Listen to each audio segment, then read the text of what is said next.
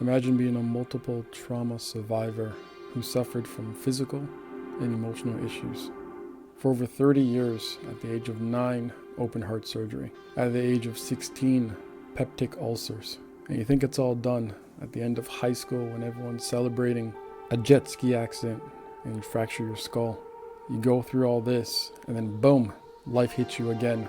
It's hard to survive. It's hard to keep going. However, my guest today, she kept going. This is her story.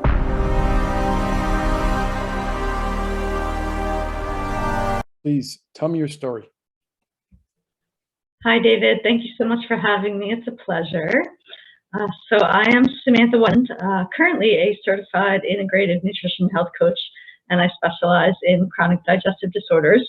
My story goes back way, way, way, way back, like a dinosaur, from when I was from a very young age. I had many medical procedures from starting at 6 months through in my 20s, I guess. I was born with a couple of issues that needed to be addressed. I had open heart surgery when I was 9. I had multiple eye operations from the time I was 6 months and on. And when I was 18, I was actually in a near fatal accident. Mm-hmm. So that's the first 18 years. From all that, again, especially having surgery from, I'll say, from birth up until in your 20s, what was in honesty, were you premature, or was just you were a healthy baby and hit the 9 months and just things that happen? I was premature, and most babies when they're born, there's a hole in their heart that connects to the mother where they get the oxygen. Most of the time the hole closes, but mine didn't for some random reason. So, but back then, the surgery was actually completely open heart, and now they do it like microscopic. But the doctor, I should say, the doctor that pioneered the procedure where you go in and put a screen to block the hole, his name was Dr. Richard Bowman. I'm sure he's left this world by now, but he actually did the surgery on me at Columbia Presbyterian in New York City. So I was very fortunate to have an incredibly good surgeon to do that surgery when it was somewhat of a new thing back then. Very true. At the age of 9, what surgery did you have at the age of 9? That was the open heart surgery. They waited until I was, because it wasn't a danger as I was younger. They were just concerned with if I were to have a child, that it would be hard. My heart would not be able to keep up with the labor. And luckily, I did have the surgery because I was in labor for 27 hours with my son. But they like to do it when you're younger because you bounce back faster. Very true. At the age of 16, you mentioned that you were diagnosed with peptic ulcers and a lot of other stuff. Take me through that. So yeah, just because of some stressful situations in my home life, obviously multiple operations that I had gone through, medical testing, surgeries, that just creates a lot of stress on the body. I had a lot of anxiety, and when I was 16, I was diagnosed with gastrointestinal reflux disease, peptic ulcers, hiatal hernia, and I'm sure there's another one I'm forgetting.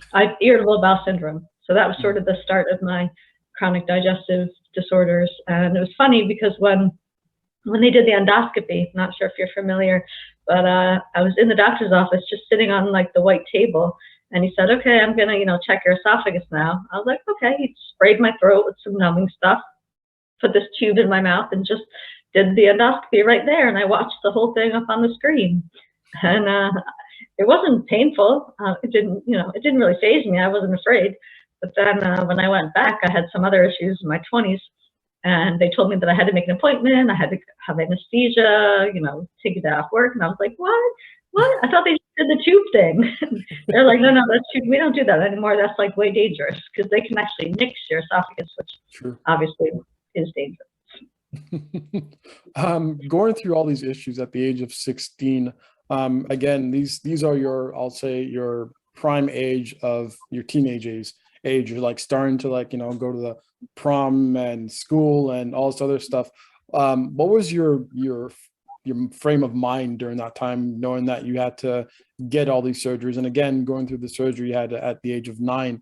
What was your thinking during that time? When I would say when I was 9, I think I was just so used to it because we had been traveling to the cardiologist, I think probably like every 6 months, because they had to keep checking it to make sure it wasn't growing or anything like that. So I was very comfortable in the medical community. I didn't really think too much about it. Until when I arrived at the hospital to check in, you have to come like 2 days before the surgery so they can prep you. And they took me on a walk through ICU.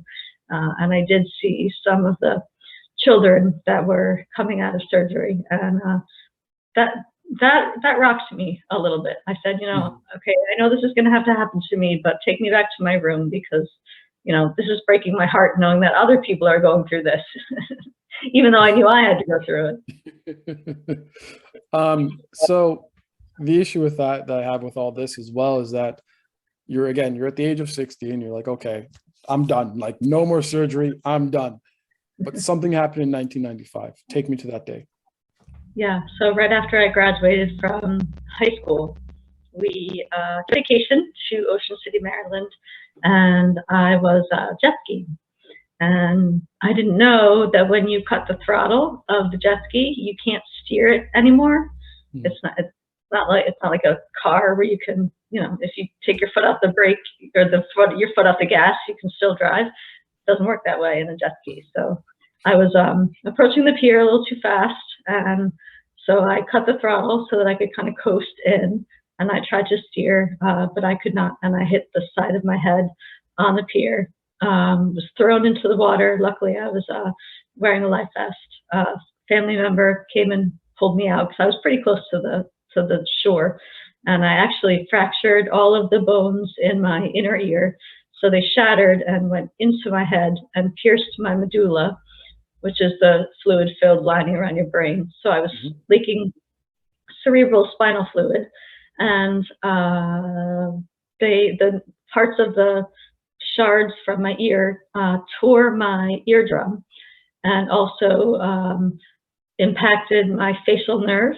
So I had partial facial paralysis at that time, and I was rushed to.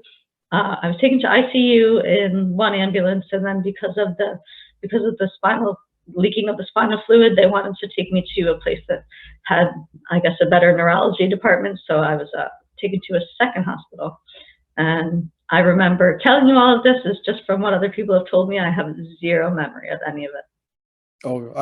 Oh man, I don't know what to say about that, because it's like I see the timeline and I just see from birth you had the issues, age of 9 had another issue, age of 16 had an issue. You're like at the age of 16, like, okay, I'm done, no more. And you're living that high school life. You're like, yes, high school's finished. I survived high school. Now it's time to just live my life and go out, have a party, or just, just to say, screw it. It's time to relax. Get on that jet ski. You're like, okay, this is awesome. I love jet skiing. Going by, like, it's just, you're in that excitement. And again, now you're heading towards that pier. And I assume like you have that frame of mind, heart start going, your mind frame's like, crap. And then as soon as you hit, you're just like, either A, you're like, not again. Well, that wasn't until I didn't even have that not again moment. I blacked out. So yeah, exactly. Exactly. I honestly have no memory. I guess I could go back and get hypnotized to kind of, relive the trauma and move on from it. But I'm kind of glad that I don't remember, because I think I'd rather not. Because what I remember, the after parts that I do remember are bad enough, and that's enough for me. Exactly. Which is, I love your spirit, and I believe that, again, just going through everything that we've talked about so far, what encouraged you to keep moving forward and moving on? A lot of people, in your case, took up ballet dancing. You have 20 years of a career of ballet dancing. Did that help express your emotions or get over those traumatic situations that you've gone through? Oh, for sure. Absolutely. I mean, it was my dream to be a ballerina since I was a very young girl. And when I woke up in the hospital and was talking with these doctors, and because of the head trauma and the ear trauma, they told me that because I would never be able to have the balance to continue with ballet. So they told me my career is basically over. And after I had an amazing doctor that repaired my ear. He used fiberglass bones to replace, remember from school, the hammer, the anvil, and the stirrup? Those, for some reason, I remember those three little bones. And then he used a pigskin to graft my eardrum. So it was a 5-hour surgery, but it was very successful. And it was awesome. He shaved like the one whole side of my head, and had big chicken wire stitches kind of hanging out. And then I got cleared by my neurologist to go back to my normal activities. So I told my parents, drive me to ballet. Let's see what happens, And I was standing at the ballet bar, and the instructor, this gentleman that I'd been in his class for quite some time, he looked at me, walked over to me, put his hands on my cheeks, kissed me on the forehead, and then just went back to teaching class.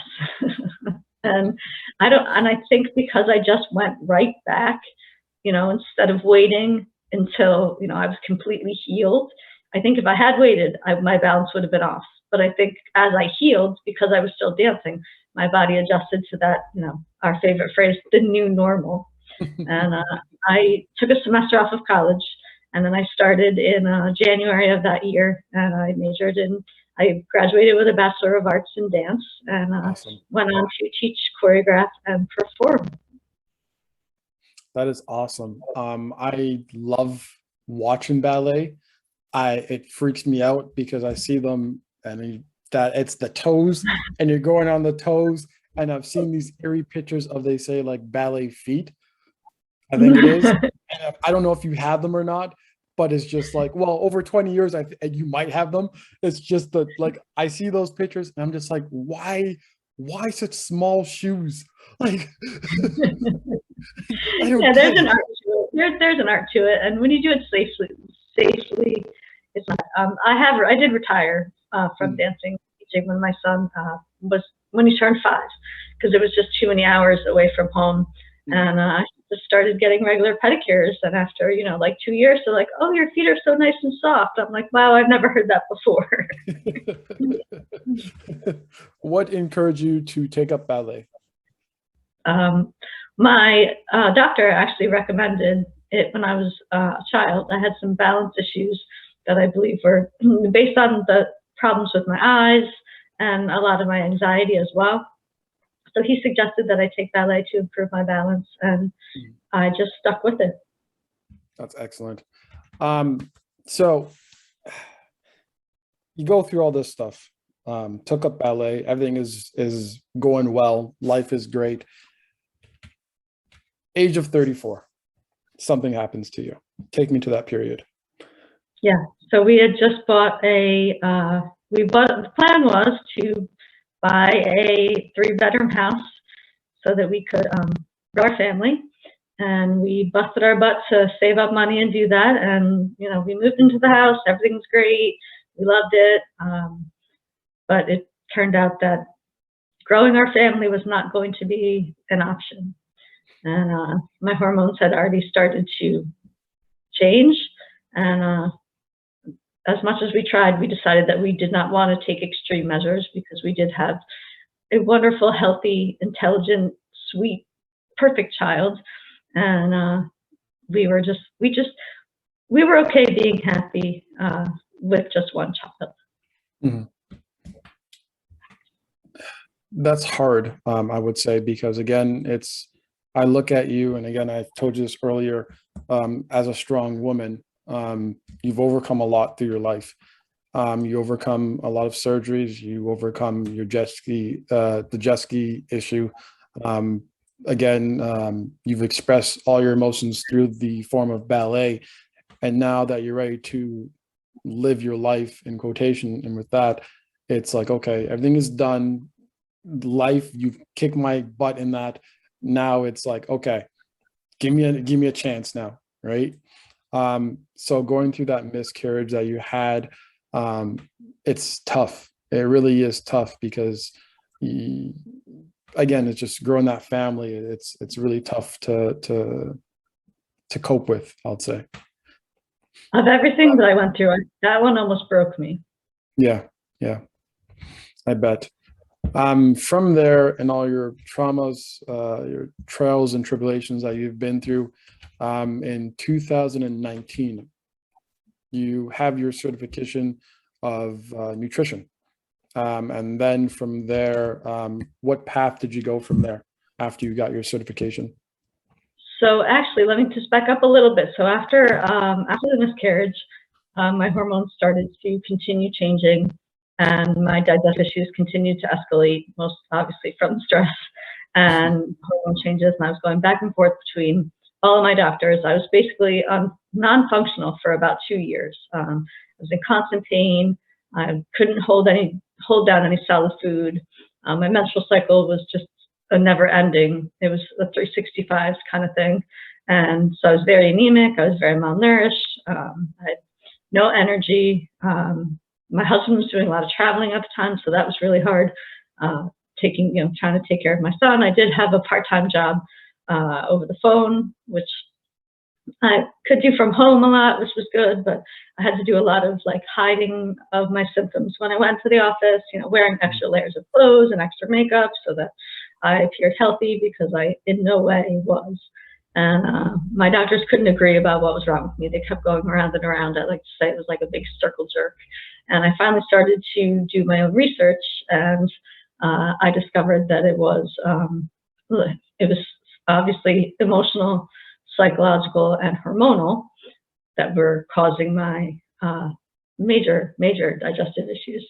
And once I brought that information back to my doctor, my gastroenterologist was really the one who was the most open-minded in terms of, trying to help me and try things. We did do a whole nother battery of tests for the 4th time in my life, just to rule out anything, because I think he was as frustrated as I was. He thought maybe he was missing something after trying, God knows how many different kind of medications, and nothing was working. Some of them actually made it worse.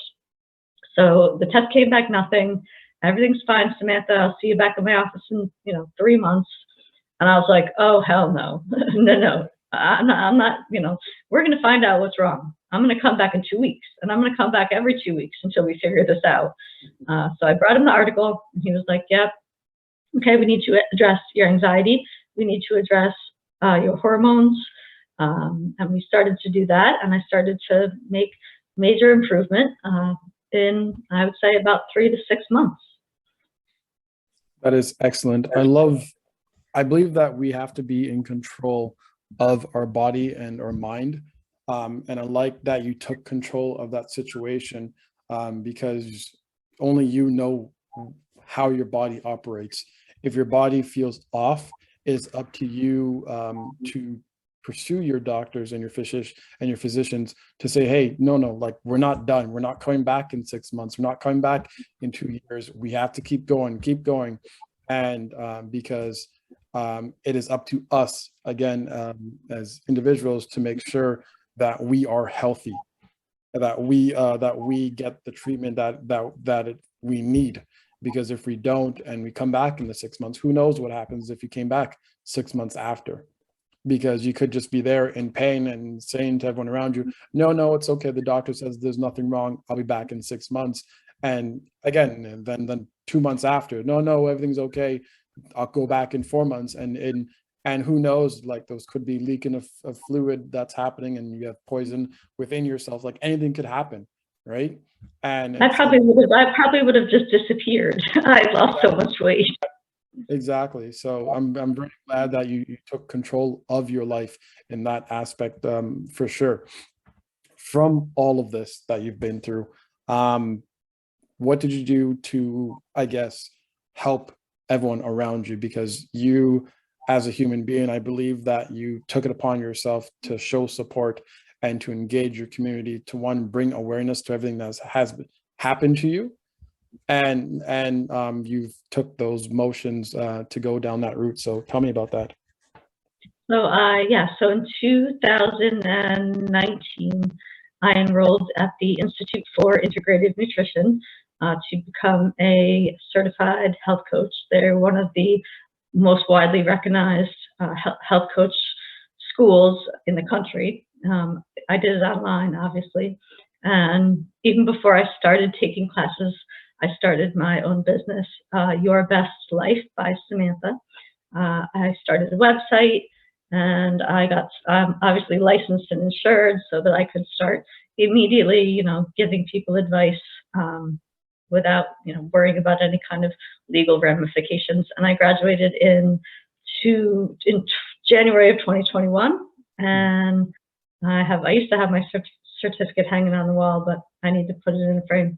And I now have my online coaching business. I coach clients one-on-one. I call it Ditch Digestive Distress is my program. And I help clients to, work through these different issues. And, because it is I liked the School for Integrative Nutrition because that's what it is. It's integrated. It's not just go to the doctor, get a test, take a pill, come back in 6 months. It's like, no, we need to look at your diet, your lifestyle, your work-life balance, your home life, your finances, your stress. Like, where are these issues coming from? Because doctors like to call them functional digestive disorders, like irritable bowel syndrome, leaky gut, and they're in no way functional. It's just a word that they use to say, like, we don't have a specific diagnosis for you, but there's all these other issues happening in your life that are causing it. But we're not going to talk about those because we don't want to tell you that you're crazy. I love how you said that. You're absolutely right on that one. And I think if doctors and the physicians were a little bit more honest in a sense, saying, hey, if you want to fix your IBS, first think about your mental health first. Because I think a lot of things happen, and a lot of diseases and viruses and infections within the body, it starts with mental health. I believe that stress causes tons of things that affects our body.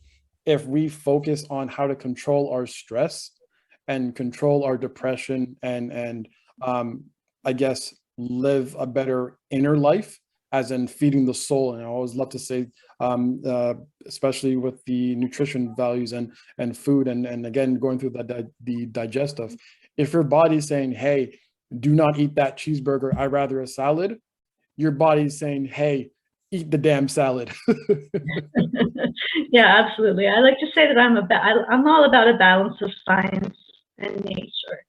I use, diet, lifestyle, exercise for the types of things that I can control.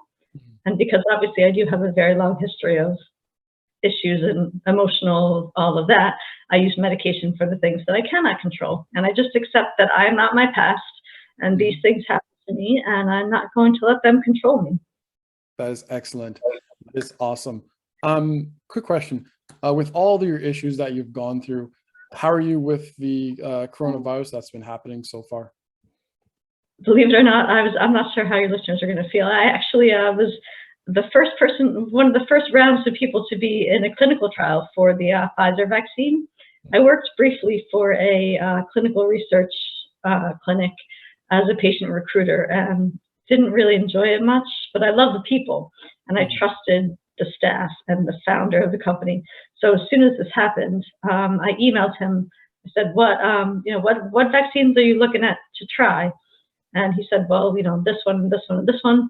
They decided on the Pfizer one, and I signed up. And I was fortunate enough to be in the group of people that actually got the vaccine, not the placebo, because Pfizer found it to be so safe that they pretty much unblinded everyone. So if you had gotten the placebo, you went right back and got the vaccine. So I've been vaccinated now for a year. Wow, that is fantastic.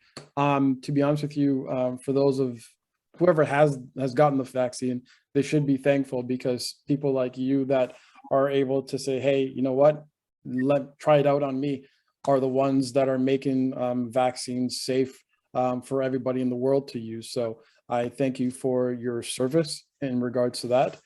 because again, without you, we wouldn't be here, to be honest with you. It is sort of a controversial topic because some people agree and some people don't, but you know, I say to each other. This is why we call it Real Talk, No Filter. If we have a problem with it, come talk to me. That's it.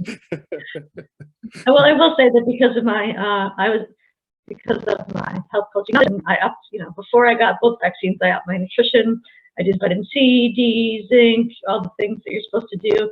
And knock on wood, I had no side effects. And I believe that when I go back in September, I've heard rumors that Pfizer is going to be handing out the booster.